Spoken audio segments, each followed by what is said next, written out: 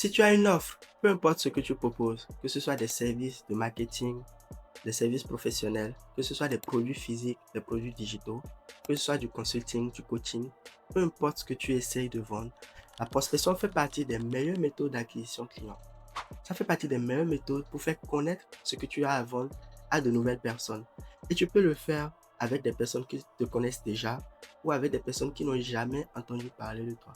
Parce que prospecter, c'est juste contacter une personne, un individu et lui dire Hello, je suis un tel, je propose un tel, est-ce que tu es intéressé? Maintenant, dans les faits, il y a plusieurs stratégies de prospection, il y a plusieurs manières d'aborder les gens, il y a plusieurs manières de présenter ton offre pour avoir plus ou moins de résultats. Et tout ça, je l'ai testé récemment. Lorsque je me suis lancé, je n'avais pas de budget pub. Parce qu'il faut le dire, la publicité fait partie des meilleures méthodes pour te faire connaître rapidement. Il suffit juste de mettre de l'argent sur ta carte, de cliquer sur un bouton et Facebook ou YouTube va diffuser ta publicité à un masse de personnes possible. Mais je n'avais pas ce budget-là. Alors ce que j'ai fait, c'est me lancer dans la stratégie d'acquisition client la plus abordable pour les débutants. Spoiler, même les entreprises avancées utilisent la prospection pour trouver des clients. Donc j'ai commencé par prospecter et c'est ce qui m'a permis de commencer par trouver mes premiers clients pour mon activité. Mais tiens-toi bien, je ne me suis pas arrêté là parce que tellement j'ai kiffé la prospection que aujourd'hui, cela demeure encore ma meilleure stratégie pour trouver des clients. Et je vais continuer toujours de prospecter parce que lorsque tu maîtrises les codes de la prospection, tu auras en main une stratégie d'acquisition client infaillible pour gagner autant d'argent que tu veux, pour lancer n'importe quelle offre de zéro et pour scaler ton offre à plus de 10 000 euros par mois si c'est ton objectif.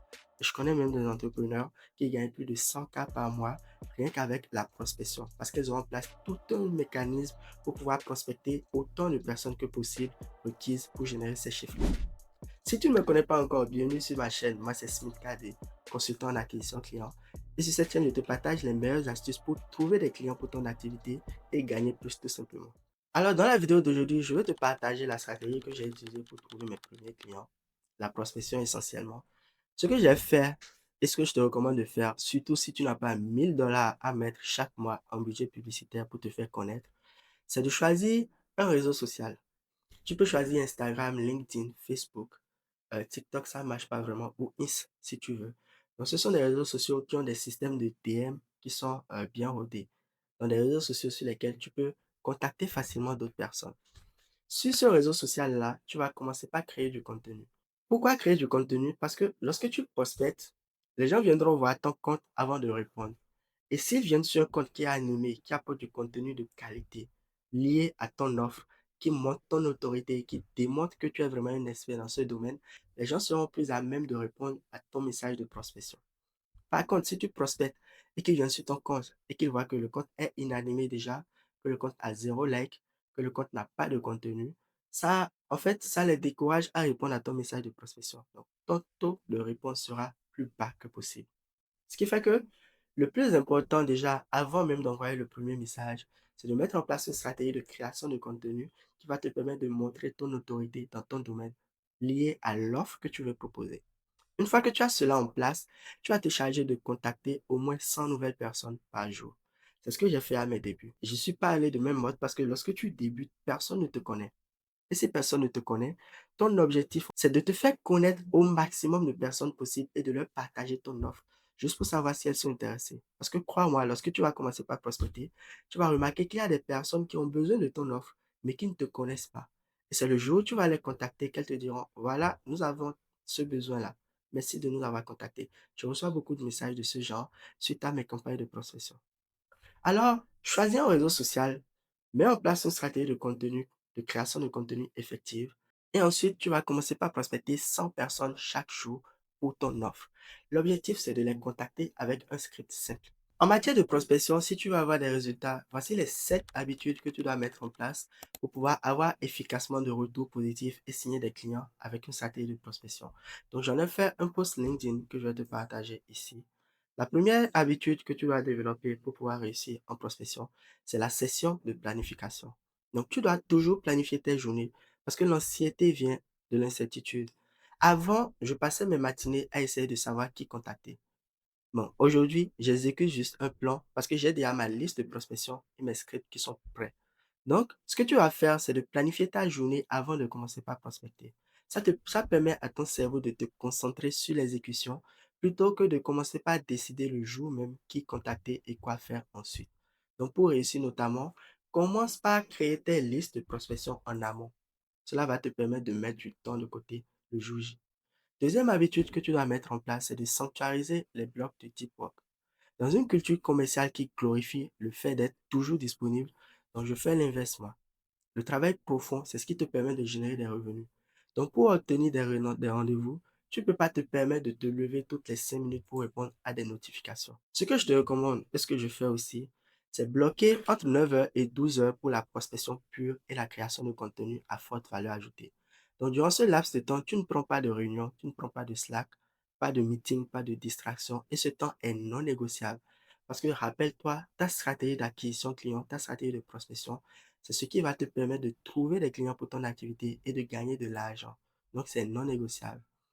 Troisième habitude que tu dois mettre en place, c'est de tout préparer à l'avance. Et je t'en parlais dans le premier point.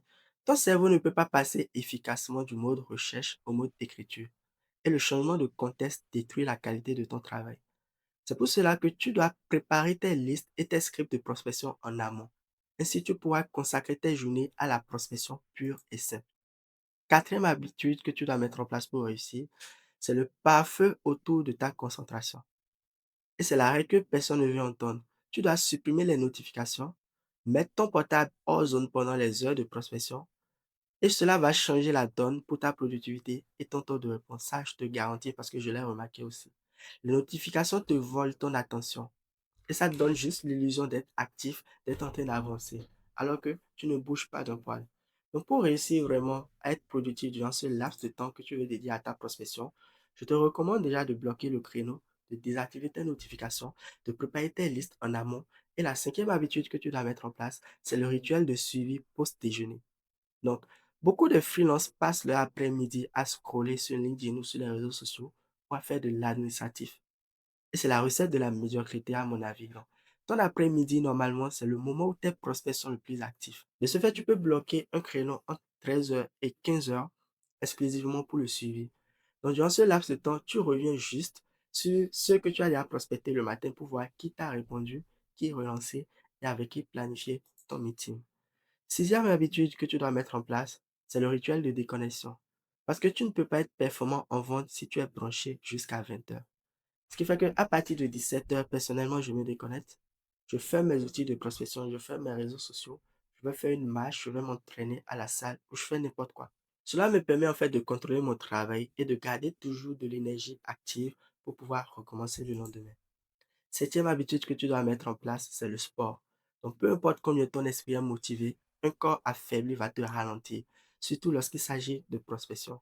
Donc, je te recommande de bloquer un temps dans la journée pour une activité sportive. Personnellement, je fais de la boxe pour me défouler, pour apprendre et tout, pour élever mon mindset. Parce que les sports de combat sont excellents pour élever ton mindset. Donc, crois-moi, le sport va te permettre de devenir bien plus positif lors de tes stratégies de prospection, lors de tes sessions de prospection. Ces 7 habitudes peuvent transformer tes résultats en prospection. Parce que la prospection, c'est un sprint.